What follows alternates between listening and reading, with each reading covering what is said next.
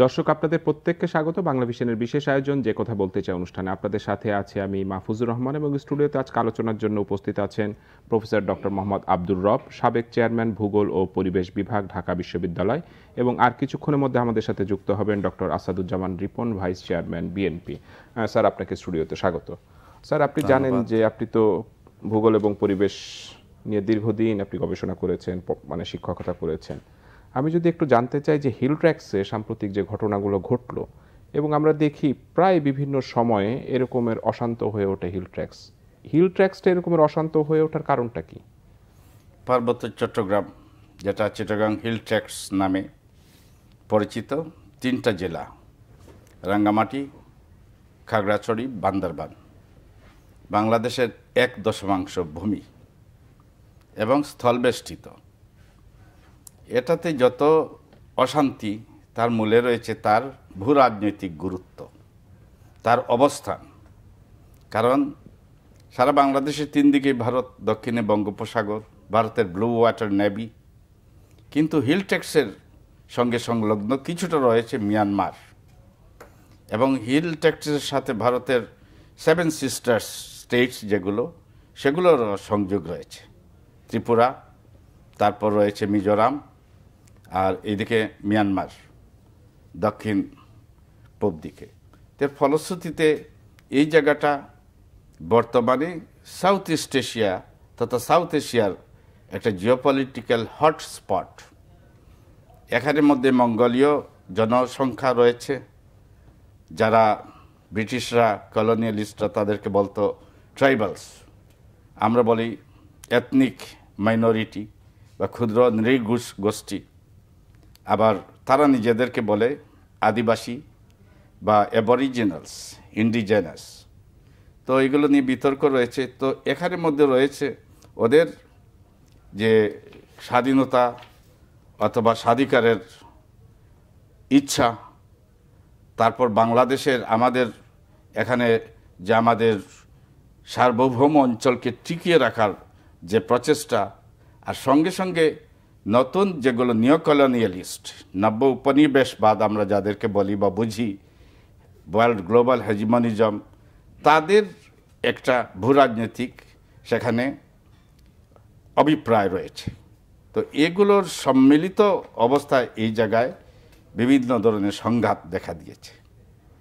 যারা আপনি বলছিলেন যে একটা হটস্পট, এখানে একটা রাজনীতি রয়েছে, সেই রাজনীতিটা আসলে কি? আমি একেবারেই সোজাসাপটা ভাবে জানতে চাই যে রাজনীতিটা হলো যে এই জায়গাটা ব্রিটিশ যখন এখানে কলোনি করে, তখন তারা তাদেরকে, যারা স্থানীয় ছিল মেজরিটি, তখন বাঙালিরা ছিল, বাঙালিরা এই যে এথনিক গ্রুপস যারা আছে তাদের আগে থেকে আছে, কিন্তু খুবই কম ছিল যারা সমতলের সংলগ্ন পাহাড়ি এলাকায় ছিল। তারপরে ধরেন 1000 বছর আগে কুকিরা এসেছে, চাকমারা এসেছে প্রায় 350-400 বছর আগে, তারপর মারমা, তার রাখাইন, এরা এসেছে, আর এসেছে ত্রিপুরা তো সংলগ্নই আছে। এভাবে অনেকগুলো মঙ্গোলীয় যে এখানে এই ক্ষুদ্র নৃগোষ্ঠীরা এসেছে, তারা আবার ভিন্ন ভিন্ন, তাদের ধর্ম, তাদের খাদ্যাভ্যাস, পরিচ্ছদ, তাদের কৃষ্টি সংস্কৃতি আলাদা, কিন্তু তারা এক জাতি না। এই জন্য দেখবেন যে তারা নিজেদেরকে জম্ম জাতি বলে। কিন্তু মজার ব্যাপার হলো, জম্ম যারা zoom practice, slash and burn পদ্ধতিতে কৃষিকাজ, সেটাও সবচেয়ে বেশি যখন ছিল 15% লোক করতো প্র্যাকটিস, এখন লেস দেন 2%। তো তারা যত শিক্ষিত হয়েছে, তারা দেখেছে যে পৃথিবীর বিভিন্ন জায়গায় ক্ষুদ্র জাতিগোষ্ঠীগুলো তারা স্বাধীন হয়েছে, অথবা তারা তাদের অধিকারের জন্য লড়াই করছে। সারা পৃথিবী এখন গ্লোবালাইজেশনের সময় তাদেরকে ইউজ করে পার্শ্ববর্তী যারা শক্তিশালী রাষ্ট্র, আমাদের নেইবারিং রাষ্ট্রগুলো, চায়নার ইন্টারেস্ট রয়েছে, ইন্ডিয়ার ইন্টারেস্ট রয়েছে, তাছাড়া মিয়ানমারও এখানে একটা বড় প্লেয়ার। মিয়ানমারেও সিসেশনিজম কারেন কাছেন, তারপর এখানের মধ্যে তাদের বিচ্ছিন্নতাবাদ রয়েছে, তারা এখানে আসে, কুকি সম্প্রদায় ভুক্ত যারা। তো এই যে একটা জটিল এখানে মিথস্ক্রিয়া কাজ করছে, আর এগুলো থেকে তার আগে ভারতের একটা ভূমিকা ছিল। ভারতের আমরা জানি নাগাল্যান্ডে সেসেশনিজম ছিল, মণিপুরে তো এখনও চলছে। তাছাড়া এখানে ভারতের আরও উলফা, এগুলো সবাই জানে পৃথিবীর। তো তারাও এখানে আসে, কখনো কখনো ওদের সাথে আত্মীয়তা, সাংস্কৃতিক বন্ধন আছে, যোগাযোগ আছে। তা আমাদের এখানে যখন লেক বানিয়ে হাইড্রো ইলেকট্রিসিটি করা হয় 60-এর দশকের প্রথম দিকে, কাপ্তাই লেক, তখন তাদের প্রায় 1.5 লক্ষ মানুষ দেশান্তরী হয়ে যায়। এবং ফলশ্রুতিতে ওরা যখন যায় তখন লোক সংখ্যাই ছিল ধরেন ট্রাইবাল এবং বাঙালি মিলে সব কিছু মিলে 2-3 লক্ষ ছিল। একটা বিগ পপুলেশন, তারা মাইগ্রেট করে। তখন তাদের বাড়িঘর, তাদের রাজবাড়ি, তাদের মন্দির সব কিছু ডুবে যায় এবং তাদের মধ্যে একটা খুব দুঃখ, বেদনা, কষ্টের জন্ম নেয়। এই কষ্টটাকে ইউজ করে সেখানে রাজনৈতিক অভিপ্রায়ে সেখানের মধ্যে বিচ্ছিন্নতাবাদকে উস্কিয়ে দেওয়া হয়। তাদের অনেককে আশ্রয় দেওয়া হয় পার্শ্ববর্তী দেশে, প্রশ্রয় দেওয়া হয়, সামরিক ট্রেনিং দেওয়া হয় এবং তা থেকে বিচ্ছিন্নতাবাদের সূত্রপাত হয়। এবং পরবর্তী ঘটনাগুলো তো আপনারা সবাই জানেন। তাছাড়া এখন মার্কিন যুক্তরাষ্ট্রের ইন্টারেস্ট এখানে রয়েছে। চায়নার সাথে আসলে কি, সেটা কি মিয়ানমারের সাথে এই আমাদের হিল ট্র্যাক্স, মণিপুর, এই যে অঞ্চলটা, এখানে তো আসলে সবাই এক্স্যাক্টলি এখানে ইন্টারেস্ট হলো geopolitical interest. China, USA, America এবং আমেরিকার মাধ্যমে পশ্চিম ইউরোপ, অস্ট্রেলিয়াও এখানে আসে। তারা যেটাকে বলে আমরা ওয়েস্টার্ন কান্ট্রিজ, খ্রিস্টান ওয়ার্ল্ড, যেটা চায়না আর ইন্ডিয়া, এইটা হলো কি 3টা বিগ প্লেয়ার। আর লোকাল প্লেয়ার হিসেবে বাংলাদেশ অ্যান্ড মিয়ানমার। কারণ এখানের মধ্যে ভুক্তভোগী হলো মিয়ানমার এবং বাংলাদেশ। বিচ্ছিন্নতাবাদ মিয়ানমারে যেরকম হচ্ছে, ঠিক বাংলাদেশও এরকম দেখা দিয়েছে। তো সবার ইন্টারেস্টের জন্য এখানে আসলে একটা মানে ক্যাওটিক সিচুয়েশন তৈরি হয়েছে। দর্শক, আমাদের সাথে যুক্ত হয়েছেন doctor Asaduzzaman Ripon, vice chairman BNP. Ripon বাবুকে স্টুডিওতে স্বাগত। রিপন ভাই, আপনি জানেন আমরা একটু আগে আলোচনা করছিলাম হিল ট্র্যাক্সের পরিস্থিতিটা নিয়ে। আমি রাজনীতিতে আসবো, যদি হিল ট্র্যাক পরিস্থিতিটা নিয়ে একটু জানতে চাই যে এই সরকার আসলো 1.5 মাসের মতো হলো, তারপরে কিন্তু হিল ট্র্যাক্স একটা অস্থিরতা আমরা দেখলাম খুব সামান্য একটা ঘটনা নিয়ে। এইটার কারণ কি কোনো রাজনৈতিক কার্ড খেলা হচ্ছে এখানে? ধন্যবাদ আপনাকে। আপনি দেখবেন বাংলাদেশে যখন মোটামুটি ভারতের ভাষায় বন্ধু ভাবাপন্ন, অর্থাৎ তাদের বন্ধু সরকার যখন থাকে না, তারা তো নিজেদের আওয়ামী লীগ সরকারকে বন্ধু সরকার বলে না। তো এই ধরনের বন্ধু সরকার যখন শাসন ক্ষমতা থাকে না, তখন তারা বাংলাদেশের অন্য যে সরকারগুলো থাকে তাদের উপর এক ধরনের চাপ রাখার চেষ্টা করে। সেই চাপের ফলশ্রুতিতে আমরা এর আগেও দেখেছি, যখন বিএনপি সরকার ক্ষমতায় ছিল তখনও আমরা দেখেছি আপনার পাহাড়ে অশান্তি করার চেষ্টা করেছে তারা, শান্তি বাহিনী তৈরি করেছে তারা, মদত দিয়েছে তারা। এবং ইমিডিয়েট ফলো আপনার ফ্যাসিস্ট হাসিনা রেজিম, সেখানে আপনি খুব লক্ষ্য করে দেখবেন যে আবার মানে নতুন ধরনের কিছু ঝামেলা হচ্ছে। তো এই ঝামেলাগুলো কিছুই না, ঝামেলাগুলো হচ্ছে যে আপনার ইন্ডিয়ার 2008 সালের দিকে, আমি যদি ভুল না করি 2008 সালের দিকেও কিন্তু অশান্ত ছিল 111 সরকারের সময়। ওই যে বললাম যে যখনই আপনার কোন সরকারকে তারা বাগে আনতে চায়, বাংলাদেশের সরকারকে যখন বাগে আনতে চায়, তাদের স্বার্থ সংশ্লিষ্ট বিষয়গুলো থাকে, সেই জিনিসগুলো যখন মানানোর চেষ্টা করা হয়, তো তখন তারা এই ধরনের একটা চাপ সৃষ্টি করে। এই চাপের পেছনে বা এই অশান্তির পেছনে এখানে সুস্পষ্টভাবে ভারতীয় গোয়েন্দা সংস্থা এবং ভারতের সরকার যারা বাংলাদেশ বিষয়ক নীতিগুলো পরিচালনা করে, তাদের এখানে একটা প্রত্যক্ষ পরোক্ষ ভূমিকা নিঃসন্দেহে আছে বলে আমরা মনে করি। তো এটা বাংলাদেশে যে একটি দেশপ্রেমিক গণতান্ত্রিক সরকার থাকে এবং জনগণ তো এই ঝামেলাটা বোঝে না তা না। তো সুতরাং জনগণ যদি ঐক্যবদ্ধ থাকে, এটাকে মোকাবেলা করা সম্ভব। এগুলো মোকাবেলা করা যায় না তা না। আপনি দেখবেন যে আপনার শ্রীলঙ্কাতে আপনার প্রভাকরণকে দিয়ে ওখানে মানে তামিল টাইগার্স নানান কিছু তো মানে পয়দা করার চেষ্টা করা হয়েছিল। তো প্রভাকরণ এবং তার বাহিনী কি ঠিক আছে? টিকে নাই, বিকজ আপনার সিংহলিজ জনগণ এই ধরনের ষড়যন্ত্রের বিরুদ্ধে ছিল।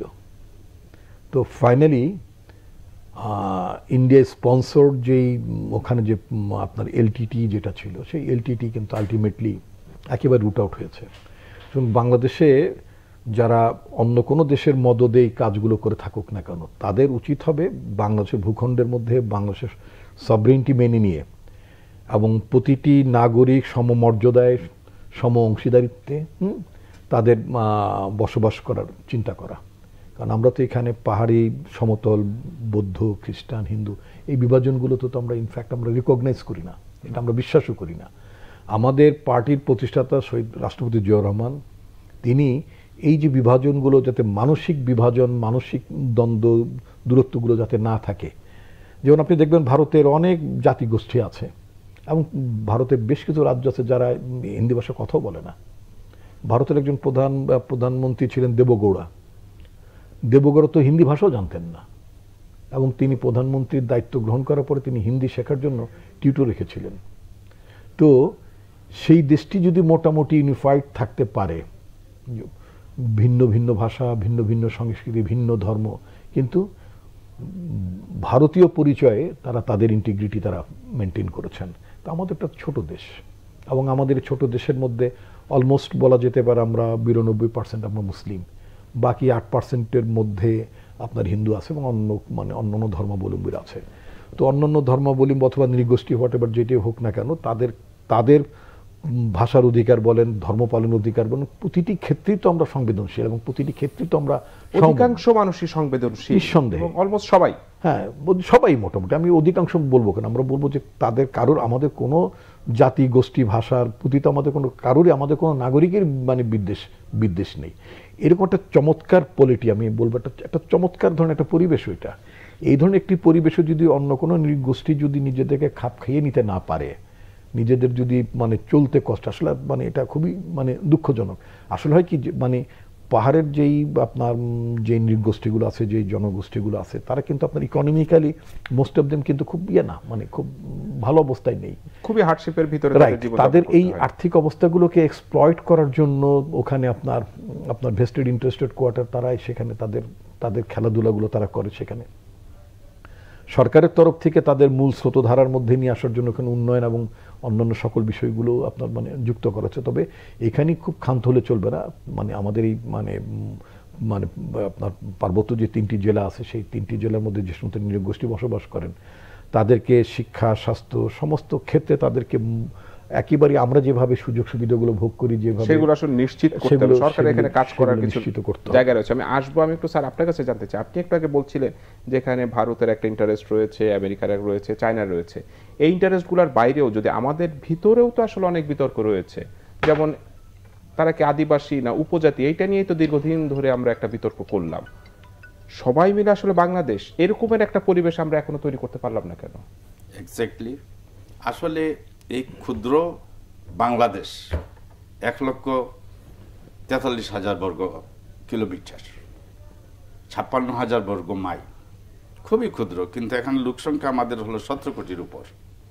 তো এখানের মধ্যে আমরা সাম্য, সম্প্রীতি, মমতা, ভালোবাসায় এক জাতি হিসেবে বাংলাদেশি, কিন্তু প্রত্যেকের নৃতাত্ত্বিক পরিচয়, বাঙালি, চাকমা, মারমা, তারপর তঞ্চঙ্গা, বনযোগী, ম্রো, বোম, তাদেরকে আমরা সাম্য, সমতায় তাদের অধিকার, পরিচয়, সংস্কৃতিকে আরও বিকশিত হোক, সেগুলোকে আমরা সমর্থন করি। কিন্তু ইউনিটারি সিস্টেমের এই এক দেশ, এই দেশের মধ্যে যে চুক্তিটা হয়েছে সেটাও বিতর্কিত। বিগত সরকার এসেই তড়িগড়ি করে এটা করে দিল এবং কারো বাইরের পরামর্শ হয়তো ছিল সেখানে, কিন্তু সেটা দেশের জন্য খুব ক্ষতিকর ছিল। সুতরাং এটা রিভিউ করার বিষয় হয়েছে, সময় এসেছে। এটা এমনভাবে করতে হবে যাতে করে তাদেরও স্বার্থ কি হয় এবং তারা আমরা না, আমরা এক জাতি, এক বাংলাদেশ। ক্ষুদ্র দেশের মধ্যে আমরা যা ভোগ করব, যে অধিকার, যে সম্মান, সমান অধিকারে তারা সেই বাংলাদেশী হিসেবে তারা এখানে বসবাস করবে এবং তাদের স্বকীয়তা, কৃষ্টি, সংস্কৃতি তারা বিকশিত করবে। শত ফুল ফুটতে দাও, একটা দর্শন আছে না, সেরকমই আমাদের সম্প্রীতির বাংলাদেশ। সুতরাং এখানের মধ্যে ডেফিনেটলি বাইরের জিওপলিটিক্যাল যে খেলা, সেটা বিগ প্লেয়ার্স আছে, রিজিওনাল প্লেয়ার্স, লোকাল প্লেয়ার্স, সেগুলো আছে। আর এই যে হিল টেক্সের যেসব জাতিসত্তাগুলো আছে, মঙ্গোলীয় তারা কিন্তু আলাদা, জম্ম জাতীয় না, এবং তারা বলা হয় যে আদিবাসী, অ্যাবরিজিনালস, ইন্ডিজেনাস। এটা একাডেমিক্যালি বলেন আর প্র্যাকটিক্যালি বলেন, তারা কিন্তু ইন্ডিজেনাস না, তারা ইমিগ্রেন্টস। তাদের মূল আদিবাসী, যেমন চাকমা স্কলার, ওনার নাম ছিল অমরেন্দ্রলাল খিসা।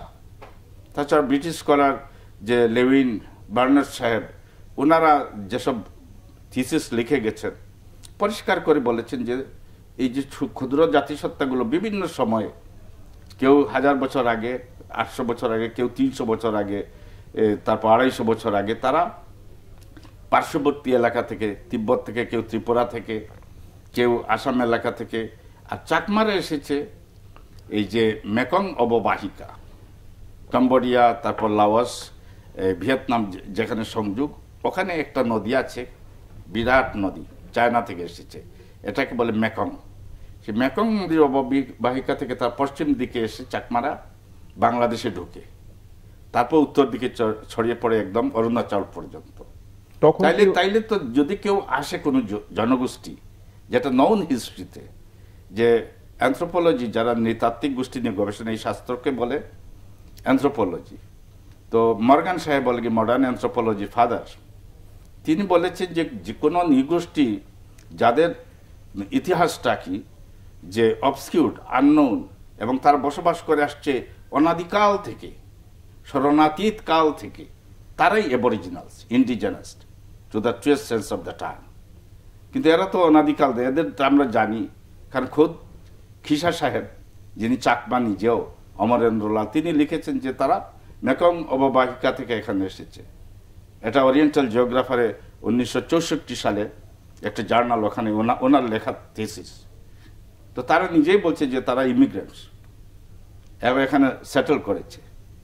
আর বাঙালিরা তো আগে থেকে ছিল, বাঙালিদের যে এখানকে সেটেল করার ইতিহাস অবস্কিউর্ড, আননোন। তাহলে আমরা এখানে আমরা কেন বলি যে বাঙালি সেটেলমেন্ট, এই শব্দটা কেন? এটা মতলববাজরা প্রথম এইগুলোকে আদিবাসী উপজাতি, বিতর্কটা জাতিসংঘে একবার বলেছিল যে যাদের মেইন স্ট্রিম পপুলেশন, মূল যে জনধারা, সেটা থেকে যদি আলাদা কারো জীবনযাপন, culture, food habits, costume, language এবং ওয়ে অফ লাইফ, তাদের ইনকাম যেগুলো, অকুপেশন আলাদা থাকে, তারা কি? কিন্তু এই ডেফিনেশন তো টিকে না। যেমন আমাদের সিলেটের লোক আছে 4-5 লক্ষ, লন্ডন, তাদের ভাষা আলাদা, মেইন স্ট্রিম মানে ব্রিটনস যারা বা ইংলিশম্যান থেকে, তাদের ল্যাঙ্গুয়েজ আলাদা, রিলিজন আলাদা। তো তারা যদি কোনোদিন ঘোষণা করে আমরা ইংল্যান্ডের ওই ডেফিনেশন অনুযায়ী জাতিসংঘের, এটা তো একটা হাস্যাস্পদ। ঠিক একইভাবে ওরা ক্লেম করতে পারে না। তারপর দেখা যাচ্ছে যে ওরা জন্মজাতি বলে, জম প্র্যাকটিস লেস দেন 2% এখন জম প্র্যাকটিস করে, স্ল্যাশ অ্যান্ড বার্ন যে সিস্টেমের এগ্রিকালচার প্র্যাকটিস, সুতরাং এভাবে তারা জন্মজাতি হতে পারে না। 3 নম্বর পয়েন্ট হলো, এক্সকিউজ মি, ওখানে মধ্যে যে যারা রয়েছে, চাকমার থেকে ত্রিপুরাদের আলাদা, চাকমারা বুদ্ধিস্ট, ত্রিপুরারা হিন্দু, তারপর তারপর মোরং, এরা খ্রিস্টানাইজড হয়ে গেছে, ধর্ম আলাদা, খাদ্যাভ্যাস আলাদা, ওয়ে অফ লাইফ আলাদা। খালি চেহারাগত যে মঙ্গোলীয় ট্রেটস, যেটা অ্যানথ্রোপোলজিক্যাল মঙ্গলয়েড, সেইটা তাদের মধ্যে আছে, বাকি তাদের কোনো কিছু মিল নেই। তারা একটা ইউনিফাইড জাতি হতে পারে না। চাকমাদের থেকে মোরংরা আলাদা, আর মোরং থেকে ত্রিপুরারা আলাদা। এইভাবে দেখা যায় যে বনযোগী আছে, এখানের মধ্যে বোম আছে, এর সব কিছু আলাদা, একজন ভাষা আর একজন বুঝে না, ধর্ম আলাদা। স্যার, আমি আলোচনা ফিরবো, ছোট্ট একটা বিরতি নিয়ে আসি। দর্শক, এতক্ষণ আপনারা দেখছিলেন যে কথা বলতে চাই অনুষ্ঠান। এই পর্যায়ে ছোট্ট একটি বিরতি, বিরতির পর আবারও ফিরে আসছে আলোচনায়।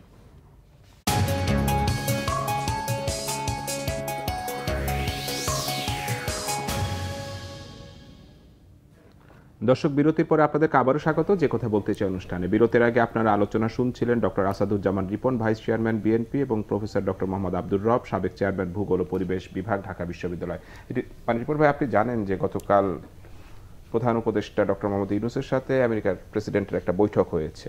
সেই বৈঠকে অনেক কিছু আলাপ আলোচনা হয়েছে এবং গণমাধ্যমেও সেটা এসেছে। কি বিষয় আলোচনা হয়েছে, এইটার আগে যদি আমি বৈঠকটা নিয়ে আপনার কাছে জানতে চাই, যে বলা হচ্ছে দীর্ঘদিন পর একটা প্রথা ভেঙে এরকম একটা বৈঠক হলো, এই বৈঠকটা নিয়ে আপনার মূল্যায়নটা শুনতে চাই একটু। দেখেন, এটা সব কিছু মিলিয়ে ব্যক্তি একটা ইম্পর্টেন্ট ফ্যাক্টর। দেশ অনেক ছোট হতে পারি আমরা, আমাদের দেশের অনেক গৌরবোজ্জ্বল পটভূমি আছে, আমরা অনেক ইতিহাস সৃষ্টি করেছি আনডাউটেডলি।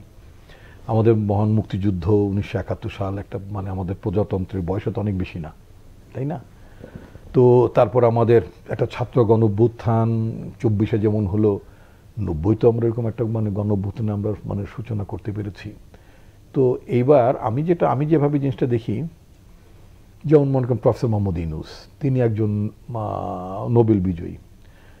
এই মুহূর্তে সারা পৃথিবীতে নোবেল প্রাইজ পেয়েছেন শান্তিতে এরকম কজন তার রেসপেক্টিভ দেশে তিনি সরকার প্রধান হয়ে আছেন? এটা একটা ফ্যাক্টর। তারপর তার যে সামাজিক ব্যবসা, সোশ্যাল বিজনেসের যে কনসেপ্ট, এটাও সারা পৃথিবীতে আপনার এটার অনেক পরীক্ষা নিরীক্ষা হচ্ছে, এটা নিয়েও তার একটা প্রশংসা আছে। প্রফেসর মোহাম্মদ ইউনূস আরও বেশি মানে আলোচিত, আরও বেশি মানে আলোড়ন সৃষ্টি করেছেন। আপনি জানবেন কয়েক মাস আগেই এই পতিত স্বৈরাচার কয়েক মাস আগে তার বিরুদ্ধে অনেক মামলা টামলা দিয়ে তাকে যেভাবে হয়রানি করেছেন, সেখানে আমরা দেখেছি যে প্রায় শতাধিক নোবেল লরিয়েট এবং বিশ্বের বরেণ্য আপনার ব্যক্তিত্বগণ, অ্যারাউন্ড 200, তাদের মধ্যে ইমিডিয়েট পাস্ট আপনার ব্রিটিশ প্রাইম মিনিস্টারের শ্বশুর, ঋষি সুনাক সাহেবের শ্বশুর, ইনফোসিসের আপনার সহপ্রতিষ্ঠাতা, তিনিও সিগনেটারির মধ্যে ছিলেন যে ইউনূস সাহেবের উপর রিপ্রেশন যাতে বন্ধ হয়, তাই না? এর বাইরে কংগ্রেস মানে আমেরিকান কংগ্রেসম্যান বলেন, সিনেটর বলেন, ব্রিটিশ এমপিজ অ্যান্ড পৃথিবীর নানা দেশের লোকেরা তো আছেনই। তো এমন একজন ব্যক্তি বাংলাদেশের ছাত্র জনতার গণঅভ্যুত্থানের পরে সরকার গঠনে এবং সেই সরকারকে নেতৃত্ব দিচ্ছেন প্রথমত নোবেল লরিয়েট, প্রথমত একজন মানে একটা নতুন কনসেপ্টের সামাজিক ব্যবসার পথিকৃৎ বা উদ্যোক্তা, তৃতীয়ত হচ্ছে যে একটা ফ্যাসিস্টের হাতে নিপীড়নের শিকার হওয়া একজন মানুষ, তাই না? যার জন্য সারা পৃথিবীর মানে আপনার মানে প্রেসিডেন্ট বলেন, প্রাইম মিনিস্টার বলেন, আইন প্রণেতা বলেন, তারা সবাই তার পক্ষে দাঁড়িয়েছিলেন। তো এমন একজন ব্যক্তিত্ব যখন জাতিসংঘে যান, স্বাভাবিকভাবেই তার প্রতি ফোকাসটা পড়ারই কথা। যেমন আমি যদি এভাবে ধরি যে 74 সালে বাংলাদেশ যখন জাতিসংঘে মানে আপনার স্বাধীনতা অর্জন করলো, তখন বাংলাদেশের তৎকালীন প্রেসিডেন্ট অথবা তখন উনি বোধহয় প্রাইম মিনিস্টার হয়েছেন না প্রেসিডেন্ট হয়েছেন যাই না, শেখ মুজিবুর রহমান, তিনি যখন জাতিসংঘে গেলেন একটা নবীন প্রজাতন্ত্রের হেড অফ দ্য গভর্নমেন্ট হিসেবে তিনি তার জাতিসংঘটাকে এটাও একটা নিঃসন্দেহে একটা অ্যাটেনশন ক্রিয়েট করেছিল, অনেকের কাছে আগ্রহ সৃষ্টি করেছিল। একইভাবে 75 সালের 15 আগস্টে একদলীয় শাসন ব্যবস্থা বিলোপ হওয়ার মধ্য দিয়ে যে একটা নতুন বাংলাদেশের সূচনা হলো, তখন প্রেসিডেন্ট জিয়াউর রহমান যখন আপনার জাতিসংঘে গেলেন, তখন মানে আরেকটা ডাইমেনশন ছিল, আরেক ধরনের ফোকাস তার উপরে ছিল। আমাদের পার্টির চেয়ারপারসন বেগম খালেদা জিয়া যখন একটা মুসলিম দেশের মধ্যে যখন প্রথম মহিলা প্রধানমন্ত্রী হলেন, তাই না, যেটা আমেরিকারা যেটা বলতো মডারেট মুসলিম কান্ট্রি বলে তার একটা তকমা লাগিয়ে দিল, তাই না? তো এটা তো আমরা কখনো দাবি করিনি যে আমরা মডারেট অথবা আমরা মুসলিম কান্ট্রি, আমরা তো কখনো দাবি করি, আমরা একটা ডেমোক্রেটিক কান্ট্রি। তো ডেমোক্রেসি প্র্যাকটিস করা মুসলমানরাও করতে পারে, বৌদ্ধরাও করতে পারে, খ্রিস্টানরাও করতে পারে। রাষ্ট্র পরিচালনার তত্ত্বটা হচ্ছে যে ডেমোক্রেসি, বিষয়টা হচ্ছে এটা আমি গণতান্ত্রিক for the people, by the people, of the people, that is the main concept of the আপনার ডেমোক্রেটিক গভর্নেন্স। আচ্ছা, তো আমার নেত্রী বেগম খালেদা জিয়া যখন প্রধানমন্ত্রী হিসেবে একজন মানে আপনার একটা বড় মুসলমান দেশের প্রধানমন্ত্রী অথচ নারী, তিনি যখন জাতিসংঘে গেলেন, তার প্রতি একটা স্পেশাল ফোকাস ছিল। তো ফোকাসের বিষয়টা হচ্ছে ব্যক্তির উপর নির্ভর করে এবং তার ব্যাকগ্রাউন্ডের উপর নির্ভর করে। এবং আনডাউটেডলি বাংলাদেশের একমাত্র নোবেল লরিয়েট প্রফেসর মোহাম্মদ ইউনূসের প্রতি মানে বিগত সরকার যে জুলুম করেছে, নির্যাতন করেছে, এটা সারা পৃথিবীর মানে জ্ঞানীজন গুণীজন তারা তার প্রতি খুব সহানুভূতিশীল ছিলেন। আমি গতকালকে একটা ভিডিও দেখলাম, ফ্রেন্ডস অফ বাংলাদেশের নামে একটা ব্যানারে মানে একটা রিসেপশন হচ্ছিল, অনেক মানুষ, অনেক সাদা চামড়ার, আমাদের দেশে অনেক প্রধানমন্ত্রী প্রেসিডেন্ট তো বিদেশে গেছেন, তাই না?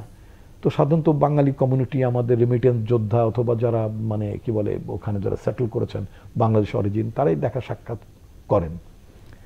এবার একটা ব্যতিক্রম ছিল যে এর বাইরে বিশিষ্ট বাংলাদেশি নাগরিকরা ছাড়াও এর বাইরে আপনার আমাদের বাংলাদেশে আমেরিকার যে ইমিডিয়েট পাস্ট আপনার মানে যিনি অ্যাম্বাসেডর ছিলেন মিস্টার পিটার হাস সহ ওখানকার অনেক আইন প্রণেতা, ওখানকার অনেক মানে ব্যবসায়ী, বিনিয়োগকারী, প্রচুর মানুষ প্রফেসর মোহাম্মদ ইউনূসকে ফ্রেন্ডস অফ বাংলাদেশের ব্যানারে তারা তার সাথে সাক্ষাৎ করতে গিয়েছেন। ফর্মার প্রেসিডেন্ট ক্লিন্টন গতকালকে বোধহয় তার সাথে দেখা করেছেন। তো ফলে আপনি আই আন্ডারস্ট্যান্ড যে আপনি প্রেসিডেন্ট বাইডেনের সাথে মানে আপনার অন্তরঙ্গ যে ছবিটা আমরা দেখলাম, এটা অন্তরঙ্গ শব্দটা বললেও বোধহয় খুব কম বলা হবে। একটা বিরল ব্যাপার, তাই না?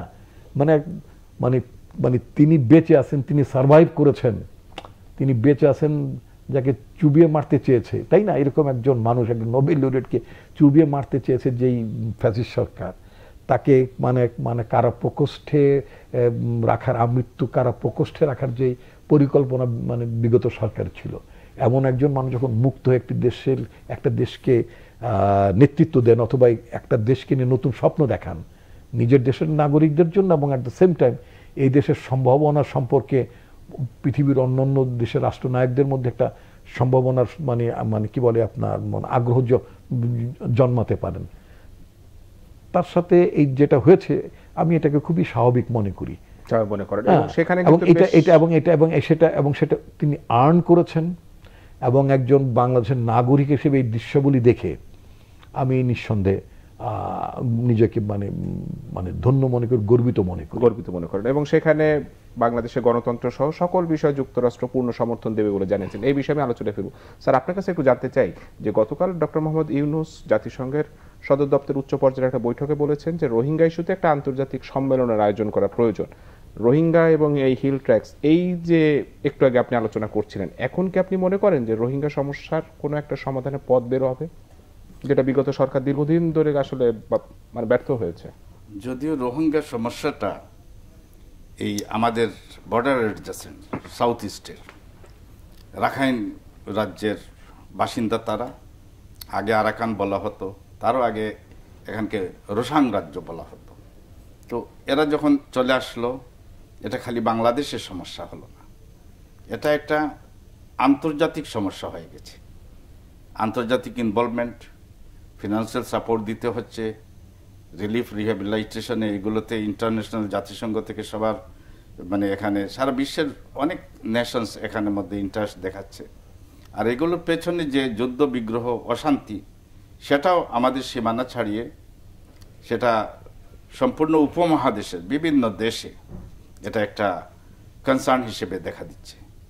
সুতরাং এইগুলো বৈশ্বিক একটা সমাধানের জন্য ইনিশিয়েটিভের প্রয়োজন। তো এই দৃষ্টিভঙ্গি থেকে দেখতে গেলে ইউনূস সাহেব যেহেতু একজন, উনি তো শুধু বাংলাদেশের সম্পদ ডেফিনেটলি, কিন্তু উনি একজন বিশ্বের সম্পদ এবং বিশ্বের একটা মাউথপিস।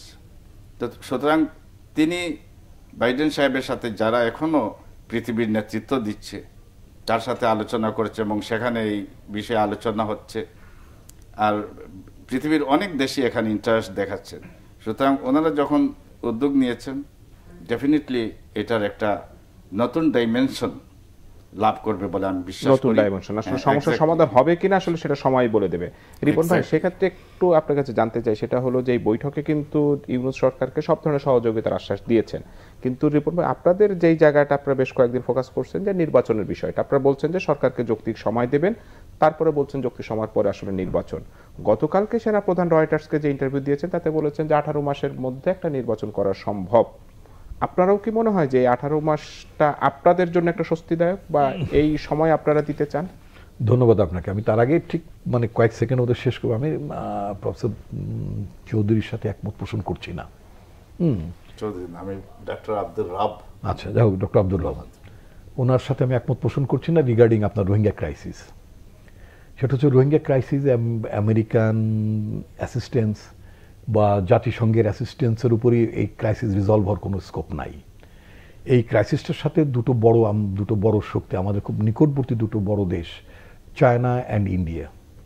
চায়না ইন্ডিয়ার মানে কোঅপারেশন ছাড়া এবং সিনসিয়ার কোঅপারেশন ছাড়া আমরা হয়তো আমেরিকা মানে আপনার জিও স্ট্র্যাটেজি কারণে রোহিঙ্গা ইস্যুকে সাপোর্ট করবে, সাহায্য দিয়ে যাবে। এখনো এবারও প্রায় অ্যারাউন্ড $200 মিলিয়ন বোধহয় গতকালকে বোধহয় অ্যানাউন্স করেছে। That is not enough. এই 200-র জায়গায় যদি 2000 মানে আপনার মানে কি বলে $2000 কোটি যদি বাংলাদেশ রোহিঙ্গার জন্য দেয়, তাতে কোনো লাভ হবে না। কারণ রোহিঙ্গা ইস্যু আমার দেশের জন্য বড় ধরনের সংকট তৈরি করছে। ভীষণ সংকট তৈরি করছে। এটা দ্রুত সেটেল করে দরকার, তাদের মানে রিপ্যাট্রিয়েশনের ব্যাপারটা আমাদের যাওয়া উচিত। আমাদের যে নতুন সরকার, এখন যে নতুন সরকার আছে, নতুন সরকারকে উদ্যোগ নিতে হবে। চীনের বিনিয়োগ যেমন আমরা চাই, চীনের সহযোগিতা যেমন চাই, ইন্ডিয়া বাংলাদেশের সাথে নতুন পার্সপেক্টিভের সহযোগিতা করার কথা তাদের ফরেন মিনিস্টার বলেছেন। ওয়েলকাম, আমরা স্বাগত জানাই। বাট এখানে একটা অন্যতম বিষয় যেটা আমাদের মানে রেজ করতে হবে আমাদের ফরেন অ্যাডভাইজারকে, সেটা হচ্ছে যে আমরা চীনের বেলায় যে তোমার কর্পোরেশন, তোমার ইনভেস্টমেন্ট সব ঠিক আছে, but at the same time এই মানে মানে রোহিঙ্গা ইস্যু ব্যাপারটা তোমাকে রিজলভ করতে হবে। এটা আমেরিকা একা পারবে না, আমেরিকা সাহায্য দিতে পারবে, দ্যাটস ইট। কিন্তু রোহিঙ্গাকে এখান থেকে রিপ্যাট্রিয়েট করার জন্য চীনের মানে সহযোগিতা হচ্ছে 99%, বাকিটা ইন্ডিয়া। কারণ রোহিঙ্গা ইস্যুতে আবার মানে আপনার মিয়ানমার গভর্নমেন্ট, চীন অ্যান্ড ইন্ডিয়া এদের অবস্থান এক। বাংলাদেশের শেখ হাসিনার খুব বন্ধুপ্রতিম মানে একেবারে কি বলে সম্পর্কে নাকি নতুন মার্গে চলে গেছিল, তাতেও কোনো সাহায্য হয়নি। দেখো আমি এই বিষয়টা এখানে বলতে চাই, আমি মনে করবো যে মানে নিউ ডিপ্লোম্যাটিক অ্যাঙ্গেল দিয়েই চীন এবং ইন্ডিয়ার সাথে রোহিঙ্গা ইস্যুতে ইয়ে করতে হবে, কি বলে এই বিষয়টা সার্কেল করতে হবে অথবা এগিয়ে নিতে হবে। আর আপনি যেটা বলেছেন মানে চিফ অফ আর্মি স্টাফের যে বক্তব্য, আপনারা শুধুই মাত্র তাকে চিফ অফ আর্মি স্টাফ হিসেবে গণ্য করছেন কেন? বাংলাদেশে যে মানে আপনার যে গত 5ই আগস্টে একটা সাকসেসফুলি যে আপনার একটা ছাত্র গণ অভ্যুত্থান হলো, এখানে কি শুধু ছাত্র জনতার অভ্যুত্থানই ছিল? আমি তো এটা 1975 সালে 7ই নভেম্বরে আপনার মানে আপনার ছাত্র বলেন, জনতা বলেন, সিপাহীদের যে একটা মেলবন্ধন দেখেছিলাম আমাদের স্টুডেন্ট ডেইজে। হ্যাঁ, আমি তো এই একটা অভূতপূর্ব ঘটনা তো আমি আবার 2024 সালেও দেখলাম। 75 সালে 7ই নভেম্বর যেমন আমি মানে ট্যাঙ্কের উপরে যেমন আপনার মানে জনগণকে আমি আনন্দ উল্লাস করতে দেখেছি, ট্যাঙ্কের মধ্যে আপনার ফুল ছিটিয়ে দিতে দেখেছি, সৈনিকদেরকে এমব্রেস করতে দেখেছি। এবারও তো 5ই আগস্টে আমরা বা 4 আগস্টের মধ্যে আমরা কোনো জায়গায় দেখেছি আপনার মানে সিপাহী জনতা একাকার হয়ে গেছে মানে তাদের মেলবন্ধনে। এবারও মানুষ উল্লাস করেছে ট্যাঙ্কের উপরে উঠে, সৈনিকদের সাথে হ্যান্ডশেক করেছে, কোলাকুলি করেছে। তো সুতরাং army had a role, you must মানে endorse it, you must acknowledge it. Army had a role. Sheikh Hasina তো আর্মিকে ছাত্রদের বিপক্ষে দাঁড় করাতে পারিনি। উনি বলেছিলেন যে আর্মি কি করতে পারে সেটা আমি জানি, এরকম একটা বাক্য বলেছিলেন। সেটা অন্য বিষয়, কিন্তু আমি বলছি আর্মির তো একটা রোল ছিল। আর্মির রোলটা কি ছিল? যে নট টু স্ট্যান্ড এগেইনস্ট মানে পিপল, জনগণের বিপক্ষে সেনাবাহিনী অবস্থান নেবে না, এবং জনগণের বিপক্ষে সেনাবাহিনী কখনই অবস্থান নেয়নি।